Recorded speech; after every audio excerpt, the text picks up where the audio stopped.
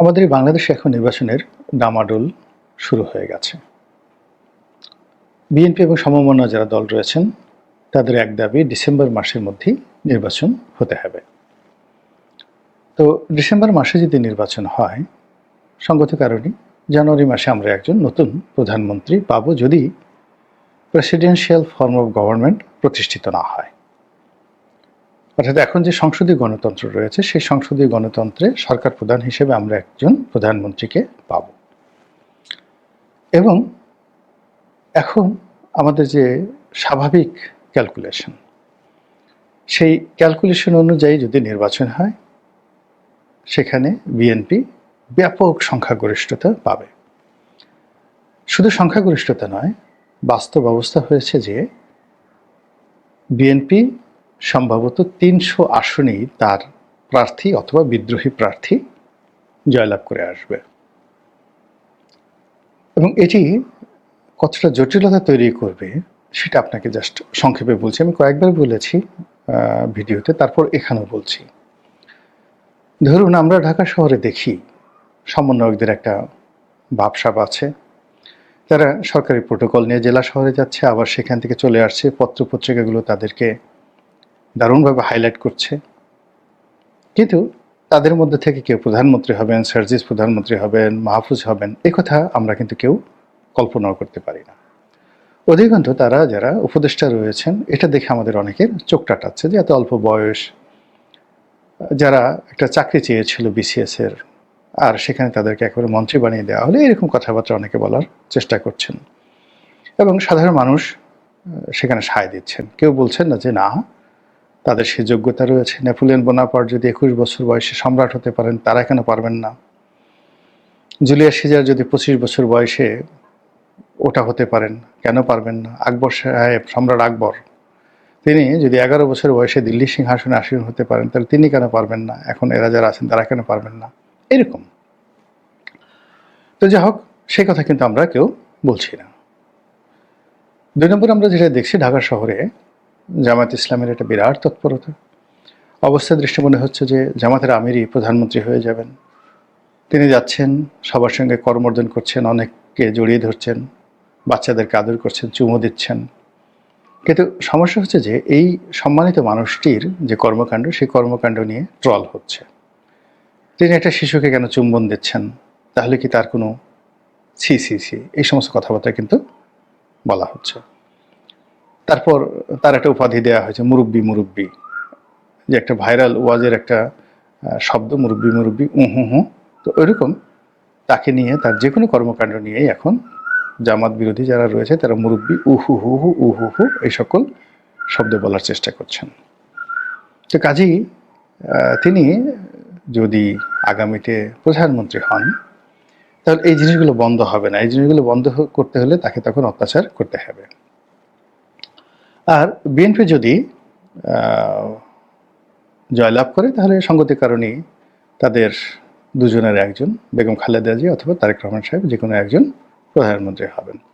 তো বেগম জিয়া একাধিকবার প্রধানমন্ত্রী ছিলেন, তো তিনি হলে কি হবেন, কেমন দেখাবে, এটা আমরা মোরালে সবাই জানি। তারেক রহমান সাহেবকে নিয়ে অনেকের আগ্রহ থাকতে পারে যে তিনি যদি প্রধানমন্ত্রী পদে বসেন তাহলে জিনিসটা আসলে কেমন হবে। তো এই বিষয়গুলো নিয়ে আমরা সাধারণ দৃষ্টিতে আলাপ আলোচনা করছি যে অমুকে প্রধানমন্ত্রী হতে পারেন, অমুকে প্রধানমন্ত্রী হতে পারেন। কেউ হয়তো বলছেন যে সামরিক শাসন আসবে, অনেক দিন সামরিক শাসন চলবে। তো সেখানে প্রধান সামরিক আইন প্রশাসক যিনি, তিনি নির্বাহী ক্ষমতা করায়ত্ত করে প্রেসিডেন্টের দায়িত্ব পালন করবেন, এবং তখন সংবিধান কিছুই থাকবে না, অতীতে জিয়াউর রহমান সাহেবের মতো, এরশাদ সাহেবের মতো। তো সেক্ষেত্রে কে হবেন এটা নিয়ে আমরা কেউ জানি না। তারপরে অনেকে বলছেন যে নাঈনুস সাহেবই অনেকদিন থাকবেন, তিনি রাষ্ট্রপতি হবেন, তার বিশ্বাসভাজন একজনকে হয়তো তিনি প্রধান উপদেষ্টা করবেন। সংবিধানকে যে দ্বিতীয় বিপ্লব বলা হচ্ছে, সেই দ্বিতীয় বিপ্লবের মাধ্যমে সংবিধানকে ছুঁয়ে ফেলে দিয়ে একটি নতুন বিপ্লবী সরকার হবে, এবং এটা দীর্ঘমেয়াদে ডক্টর মোহাম্মদ ইউনূস যতদিন আছেন ক্ষমতায় থাকার জন্য তার পেছনে যে লাইন আপ রয়েছে, সেই লাইন আপ অত্যন্ত সুকৌশলে এই কাজগুলো করে যাচ্ছে। এবং সেই কাজগুলো সফল করার জন্য যত কূটকৌশল দরকার, যত বুদ্ধি প্রজ্ঞা দরকার, সব কিছু তারা কিন্তু চালিয়ে যাচ্ছেন। যা হোক, বাস্তবতা হলো যে কোনোটার ব্যাপারেই আমরা নিশ্চিত হতে পারছি না।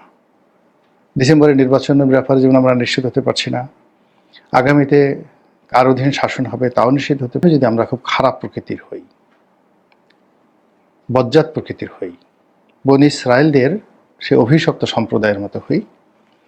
তাহলে ওই যে তালুত এবং জালুত রাজার যে কাহিনী, অত্যাচারী রাজা যে তালুত, জালুত ছিল অত্যাচারী রাজা, জালুত বা তালুত আমি এই মুহূর্তে মনে করতে পারছি না। তো সেই তাদের কুকর্মের কারণে আল্লাহ রাব্বুল আলামিন এরকম একজন ডাকাতকে বনী ইসরায়েল জাতির নেতা বানিয়ে দিয়েছিলেন। তাদের অত্যাচার থেকে বাঁচার জন্য বনী ইসরায়েলরা কেঁদেছে, কাঁদার পর তখন আল্লাহ রাব্বুল আলামিন তাদের জন্য নেতা পাঠিয়েছেন, যিনি হযরত দাউদ আলাইহিস সালামের শ্বশুর ছিলেন। আমি এই তালুত এবং জালুত এই দুটো নামের মধ্যে ডিফার করতে পারছি না। সম্ভবত তালুত ছিলেন আল্লাহর পক্ষের আর জালুত ছিলেন জালেমের পক্ষের। আল্লাহ মাফ করুন, আপনারা মাফ করুন যদি তথ্য বিভ্রান্ত হয়ে থাকে। এর কারণ হলো যে আমি কোনো স্ক্রিপ্ট নিয়ে ভিডিও করি না বা আমার সামনে কোনো প্রস্তুতি থাকে না, জাস্ট হেডলাইনটা তৈরি করে এরপর আমি বক্তব্য দিতে থাকি, যার জন্য এর মধ্যে যে তথ্য উপাত্তগুলো আসে মানুষ ভুল করে। সব তথ্য মনে রাখা মানুষের পক্ষে সম্ভব নয়, টু দি পয়েন্টের সন্তারিক সহ। তারপর আমি চেষ্টা করি যে আমার এই ভিডিওগুলো শুনে আপনারা ইতিহাস, সাহিত্য, সংস্কৃতি, গল্প, উপন্যাস, ধর্ম, কোরআন, হাদিস আমি যতটুকু জানি ততটুকু বলার চেষ্টা করি। তো এক্ষেত্রে কিছু 19-20 হতে পারে, এটা ক্ষমা সুন্দর দৃষ্টিতে দেখে আমার যে মানবিক দুর্বলতাগুলোকে স্মরণ করে আমি যে উদ্দেশ্যে বলতে চাচ্ছি সেই উদ্দেশ্যটিকে যদি আপনারা মেনে নেন আমার জন্য ভালো হয়। তো যেটা বলছিলাম যে আপনি যখন খুব খারাপ প্রকৃতির হবেন, বনী ইসরায়েলের সেই সম্প্রদায়ের যারা অবাধ্য ছিল, যারা খারাপ ছিল, অন্যের ধন সম্পদে হরণ করার চেষ্টা করত, তাদের জন্য আল্লাহ রাব্বুল আলামিন এই জালুত প্রকৃতির বা অত্যাচারী প্রকৃতির শাসক দান করেন। দেখেন, আমাদের জাতীয় চরিত্র দেখেন, আমাদের জাতীয় চরিত্র একটু ভালো হয়নি। শেখ হাসিনা চলে গেছেন, আমরা কি তেলের বাজারের সিন্ডিকেট বন্ধ করতে পেরেছি? এই যে ভোক্তা অধিকার আইন থেকে শুরু করে যে সকল আইন প্রয়োগকারী সংস্থা রয়েছে, বাজারে পর্যাপ্ত তেল আছে, কিন্তু তারা আমার দোকানে তেল নাই এটা কৃত্রিম সংকট তৈরি করে এই মাসে ব্যবসা করার জন্য এক একটা তেলের বোতলে মানে কত লাভ হবে, পার লিটারে 20 টাকা করে তারা লাভ করার চেষ্টা করছে। ডেইলি সে ধরুন 100 লিটার তেলই নয় সে লাভ করলো, বিক্রি করলো। 100 লিটার তেল যদি সে বিক্রি করে 20 টাকা করে যদি অতিরিক্ত নেয়, কত টাকা আসে? 2000 টাকা। এই রোজার একটি মাসে তার কত আসবে? মানে যদি 2000 টাকা আপনি 30 দিয়ে গুণ দেন, কয় টাকা আসবে? খুব অল্প টাকা একজন মানুষের জন্য। কিন্তু এই কাজটি হচ্ছে, সারা বাংলাদেশে হচ্ছে। প্রায় সবগুলো আইটেমেরই যাকে বলা হয় এখানে কৃত্রিম সংকট তৈরি করা হচ্ছে। এরপর অনলাইন থেকে শুরু করে বিভিন্ন জায়গাতে বিভিন্ন প্রোডাক্ট বিক্রি করার জন্য সবাই কোরআনকে ব্যবহার করছেন, হাদিসকে ব্যবহার করছেন, দাড়িকে ব্যবহার করছেন, টুপিকে ব্যবহার করছেন। মানুষকে মানে হাল তেরা চাল হয়, মকসুদ তেরা মাল হয়। গুড় বিক্রি করতে হবে, সেখানে কেন কোরআনের কথা বলতে হবে? মৌমাছির মধু বিক্রি করতে হবে, সেখানে কেন কোরআনের কথা বলতে হবে? যে সর্ষে ফুলের মধু বিক্রি হয় সাধারণত 250 টাকা করে কেজি, মাঠে 250 টাকা করে কেজি, এবং নর্মালি এগুলো 350-300 এই রেটে বিক্রি হয়। কিন্তু আপনি সেই সর্ষে ফুলের মধু, তারপরে কালো জিরার মধু, ধনিয়া ফুলের মধু, বিভিন্ন রকম নাম ঠাম দিয়ে যেগুলো কৃত্রিম মৌমাছির মাধ্যমে চাষাবাদ করা হয়, অন অ্যাভারেজে 400 টাকার বেশি কোনো অবস্থাতে কোনো মধু নেই। সেগুলো আপনি এই নিজের সুরতকে ব্যবহার করে 500, 700, 1000, 1200, কোনোটা সুন্দরবনের খাঁটি মধু, এগুলো বলে সব জায়গাতেই একটা সুরত ব্যবহার করা হচ্ছে। এখন এদের জন্য যারা মন্দ লোক, তাদের জন্য আসলে কখনোই ভালো শাসক এসে 1 মিনিট টিকতে পারবে না। এখানে যে সমাজ সুদের উপর চলে সেখানে সুদখোরকেই আল্লাহ নেতা বানাবেন। যে সমাজ জেনার উপর চলে সেখানে জেনাকারকে আল্লাহ নেতা বানাবেন। যে সমাজ মিথ্যার উপর চলে সেখানে আল্লাহ মিথ্যাবাদীকে নেতা মনে করবেন। তো আমাদের এই সমাজের যে চরিত্র অনুযায়ী আগামীতে যিনি প্রধানমন্ত্রী হবেন, আমাদের বেশিরভাগ মানুষের চরিত্র অনুযায়ী আল্লাহ দিবেন। সভ্য হলে আমাদের সভ্য দিবেন, আর অসভ্য হলে আমাদের জন্য সবচেয়ে বড় একটা অসভ্য পাঠাবেন। একেবারে শরীরের বিভিন্ন অঙ্গে মানে তার কাটা বা পেরেক ঢুকিয়ে যেভাবে নির্মম অত্যাচার করা হয় ওইভাবে শাসক আমাদেরকে অত্যাচার করবেন আমাদের এই অভ্যাসের কারণে।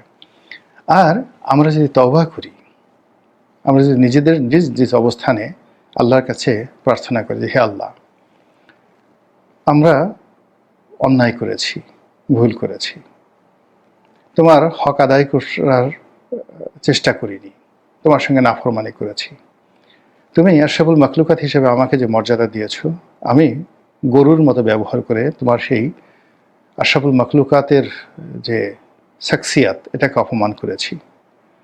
হে আল্লাহ রাব্বুল আলামিন, তুমি আমাকে বন্ধু বানাতে চেয়েছ, তুমি আমাকে নামাজ শিখিয়েছ, কোরআন দিয়েছ, ধর্ম দিয়েছ, বন্ধু দিয়েছ, আত্মীয় স্বজন দিয়েছ।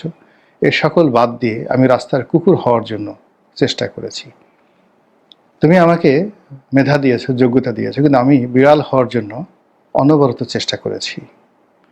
তুমি আমাকে শক্তি দিয়েছ, সামর্থ্য দিয়েছ, পরিশ্রম করার হেকমত দিয়েছ, সামর্থ্য দিয়েছ, জ্ঞান দিয়েছ, বুদ্ধি দিয়েছ, কিন্তু আমি ওইগুলো বাদ দিয়ে মানুষের পশ্চাৎ দেশ এবং জুতার তলদেশ এটি লেহন করার জন্য আমি ঘুরে বেরিয়েছি।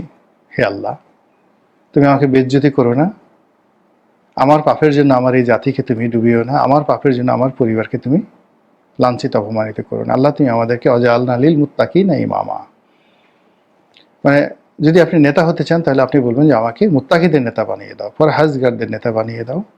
আর আপনি যদি পরহেজগার হন তাহলে আপনি বলবেন যে আপনি পরহেজগারদের মধ্য থেকে আপনি আমাদের নেতা নির্বাচন করে দিন। এইভাবে বিনয়ের সঙ্গে যদি আমরা তওবা করি পুরো জাতি, তো আল্লাহ রাব্বুল আলামিন এই 18 কোটি মানুষের একটা বিরাট অংশ যে ধর্মাবলম্বী তাদের মধ্যে থেকে শ্রেষ্ঠতম একজন মানুষ, যার নেতৃত্বে আমরা কাজ করব, যার নেতৃত্বে আমরা পরিচালিত হব, ওরকম একজন নেতা তিনি আমাদেরকে দিবেন। হজরত উমর রাদিয়াল্লাহু তাআলা আনহুর মতো, অথবা হজরত উমর ইবনুল আব্দুল আজিজ তার মতো, বা শাহ আওরঙ্গজেবের মতো। এই সমাজে আছে, আল্লাহ চাইলে দিতে পারেন। অথবা আমরা যদি মন্দ কাজ করি তাহলে কিসের শেখ হাসিনা, কিসের যাকে বলা হয় এরশাদ, কিংবা আরও মন্দ অতীত আইয়ুব খান বলেন, টিক্কা খান বলেন, ইয়াহিয়া খান বলেন, এমন ইয়াহিয়া খান আগামী দিনে দেবে যে ইয়াহিয়া খানের নাম শুনলে শিশুরা পর্যন্ত ঘুমিয়ে পড়বে ভয়ে আগামী দিনে, যদি আপনারা আপনাদের আমল ঠিক না করেন। এই গেল একটা। দ্বিতীয় বিষয় হলো, আপনি যদি বর্তমান চলমান যে সময়, সেই সময়ে আপনার পরিচিত যাকে আপনি প্রধানমন্ত্রী হিসেবে দেখতে চান, মনে মনে কল্পনা করেন এই লোক প্রধানমন্ত্রী হবে।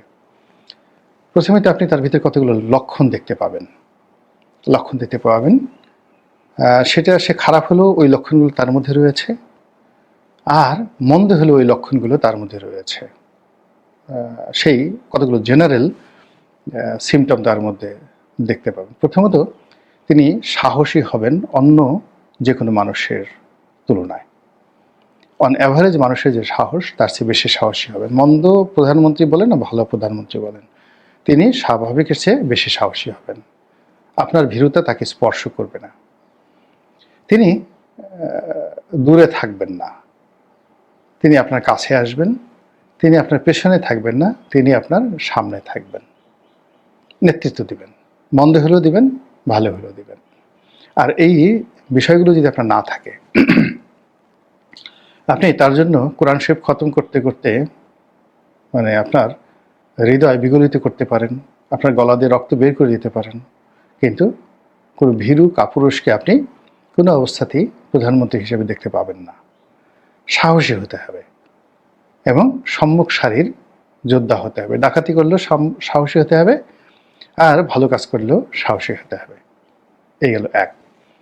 2 নম্বর হলো যে ওই মানুষটি যে প্রধানমন্ত্রী হবেন, তিনি যখন আরও 10 জন লোকের সাথে বসবেন, আপনি তাকে আলাদা করতে পারবেন। আপনি দেখবেন যে সেই লোক সব মানুষের দৃষ্টি আকর্ষণ করে ফেলেছেন, সবার চোখ অটোমেটিক তার দিকেই গিয়েছে, এবং প্রকৃতি তার চেহারা সুরতের মধ্যে একটা উজ্জ্বলতা ফুটিয়ে তুলেছে। তাকে আপনার দেখতে ইচ্ছা করবে, তাকে দেখলে আপনার রাগ হবে না, ক্রোধ হবে না, শ্রদ্ধা চলে আসবে, সম্ভ্রম চলে আসবে। আর সে যদি মন্দ হয় তাকে দেখলে ভয়ে আপনার শরীর থরথর করে কেঁপে উঠবে। কিন্তু কাউকে যদি আপনার দুলাভাই ভাই বলে মনে হয়, শ্যালক বলে মনে হয়, কাউকে যদি মনে হয় যে আমি তাকে বানাতে পারবো, আমি তাকে ব্যবহার করতে পারবো, সে আমার ভগ্নিপতি ইত্যাদি ইত্যাদি অনেক কিছু, আপনজন, এরকম ব্যক্তিত্বহীন মানুষ কোনো অবস্থাতেই আগামীর নেতা হবেন না। বর্তমানে বলে দেবে আপনি দুটো ভাবে, অর্থাৎ আপনি পরিচিত জনের মধ্যে যে তিনি কাউকে প্রধানমন্ত্রী হিসেবে বা গ্র্যান্ড লিডার হিসেবে কল্পনা করেন, তার মধ্যে কমন যোগ্যতাগুলো থাকতে হবে। আর যদি আপনি এই ধরনের কোনো লোক খুঁজে না পান, তাহলে আল্লাহ এমন একজন লোককে ব্যবস্থা করে দিবেন, অন দ্য লং রানে সে সমাজে লুকায়িত থাকে কিন্তু হুট করে চলে আসবে। আপনি আমাদের এই জাতির ক্রান্তিকালে একটা সময় ধরেন বিচারপতি শাহাবুদ্দিন সাহেব এসেছিলেন, তাকে দেখে আপনার কি মনে হয়েছে যে এই লোক দেশের এরকম নাম করে একজন রাষ্ট্রপতি হতে পারেন? কিংবা জিয়াউর রহমান সাহেব যখন এসেছেন, ওনাকে তো 15ই আগস্ট পর্যন্ত কোনো লাইমলাইটে ছিলেন না, কেউ তাকে নিয়ে কেউ কল্পনাও করেনি। এমনকি নভেম্বর মাসের 7 তারিখ পর্যন্ত তাকে নিয়ে কেউ কিন্তু ভাবেনি যে তিনি বাংলাদেশের রাষ্ট্রপতি হতে পারেন। কিন্তু যখনই তিনি সামনে চলে এসেছেন, আপনি দেখেন তার লক্ষণগুলো ঠিক ওইরকম, আমি যেভাবে বললাম ওইরকমই ছিল। তো এরকম মানে আপনি বঙ্গবন্ধুকে দেখেন, সেই 1953 বঙ্গবন্ধুর একটা ছবি দেখেন, আপনি সবার মধ্যে থেকে তাকে আলাদা করতে পারবেন। তার হাঁটা, তার চলা, তার কথাবার্তা, তার কর্মকাণ্ড সব কিছুই অন্য থেকে আলাদা। ইসে প্রাইম মিনিস্টার। আপনি শেখ হাসিনাকে দেখেন, ইভেন খালেদা জিকে দেখেন। খালেদা জিয়া যখন মেজরের স্ত্রী ছিলেন, কর্নেলের স্ত্রী ছিলেন, তখন আপনি তার ড্রেস কোড দেখেন, তার চালচলন দেখেন, কথাবার্তা দেখেন, আপনি তাকে প্রধানমন্ত্রীর মতোই মনে হয়েছে।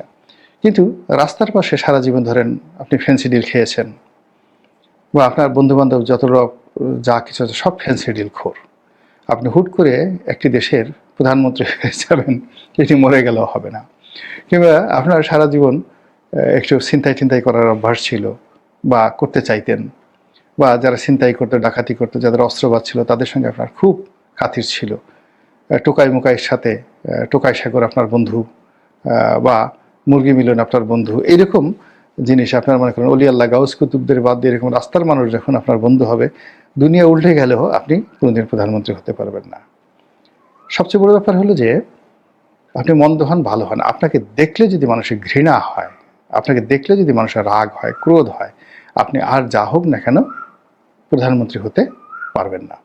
প্রধানমন্ত্রী হওয়ার জন্য মানুষের ভালোবাসা লাগবে, দেখলেই হৃদয় বিগলিত হবে, অন্তর থেকে শ্রদ্ধা চলে আসবে, ভালো। আর মন্দ প্রধানমন্ত্রী হলে দেখলেই গা শিরশির করে উঠবে, ভয়ে আতঙ্কে বুক ধড়ফড় করে উঠবে, চোখের দিকে তাকে কথা বলা যাবে না, মনে হয় যে এখন ওখান থেকে এসে আমার গলা টিপে মেরে ফেলবে, এ জল্লাদ এরকম। কিন্তু আপনাকে দেখলে যদি মনে হয় টোকাই, আপনাকে দেখলে যদি মনে হয় ভিখারি, আপনাকে দেখলে যদি মনে হয় ফ্যান্সিডিল খোর, আপনাকে দেখলে যদি মনে হয় বেকুব, আপনাকে দেখলে যদি মনে হয় লেখাপড়া না জানা অশিক্ষিত মানুষ, আপনাকে দেখলে যদি মনে হয় যে আপনি মন্দ লোকদের সঙ্গী সাথী, আপনি জেনাকার, আপনি ব্যভিচারী, আপনাকে দেখলেই মনে হবে আপনি দেখা যাচ্ছে নিজের ঘরের সামগ্রী রেখে অন্যটা খেতে পছন্দ করেন, তারপর ফাউ খেতে পছন্দ করেন, ঘুষ দুর্নীতি ছাড়া আপনার ভালো লাগে না, আর মানে অন্যের স্ত্রী, পরের কন্যার প্রতি আপনার নিতান্ত লোভ, লালসা, এবং আপনার পারিবারিক জীবন একেবারেই ভালো নয়, একেবারেই ভালো নয়। বউ ভালোবাসে না, সন্তান ভালোবাসে না, সন্তান ডান দিকে গেছে, বাম দিকে গেছে, ড্রাইভারের সাথে ঘুরে বেড়ায়, মানে যাচ্ছে তাই, এরকম। তো সেক্ষেত্রে কোনো সম্ভাবনা নেই, কোনো সম্ভাবনা নেই। সবচেয়ে বড় ব্যাপার হলো যে যখন আপনি বড় হবেন আপনার 9 জন রত্ন লাগবে। আপনি মন্দ হবেন, সেক্ষেত্রে আপনার 9 জন রত্ন লাগবে। যদি আপনি রঘু ডাকাত হতে চান, ইউ মাস্ট নিড 9 জুয়েলস, 9 ডাকাত। আর আপনি যদি সম্রাট আকবর হতে চান, সেক্ষেত্রে আপনার সেই বীরবল, আবুল ফজল, ফৈজি, টোডরমল, মোল্লাদো পেয়াজা, এরকম 9 জন, 9 জুয়েল লাগবে। তানসেন, অর্থাৎ আপনার সঙ্গীত শিল্পী থেকে শুরু করে সব ক্ষেত্রে আপনার এরকম শ্রেষ্ঠ, যুগের শ্রেষ্ঠতম মানুষ আপনার লাগবে। আর এটা না থাকলে আপনি কোনো অবস্থাতেই প্রধানমন্ত্রী হতে পারবেন না। তো এই যে প্রকৃতির যে বিধান, এটা আজকের নয়, হাজার হাজার বছর আগে এভাবে লেখা আছে। তো সেই দৃষ্টিকোণ থেকে আপনি যদি বর্তমান জমানাতে যাদেরকে দেখছেন, তাদের কাকে দেখলে আপনার মনে হয় যে আগামী দিনে তিনি আমাদের প্রধানমন্ত্রী হবেন? ১। ২ নম্বর হলো আগামী দিনে যিনি প্রধানমন্ত্রী হবেন, তিনি কি ভালো হবেন না মন্দ হবেন? ২। ৩ নম্বর হলো যে আমরা যে চরিত্র ধারণ করি, এই চরিত্র অনুযায়ী আমাদের কেমন একজন প্রধানমন্ত্রী পাওয়া উচিত। এই ৩টি বিষয় নিয়ে চিন্তা করতে থাকুন, কাজ করতে থাকুন, ভাবতে থাকুন এবং যার যার মন মানসিকতা অনুযায়ী আল্লাহর কাছে প্রার্থনা করতে থাকুন।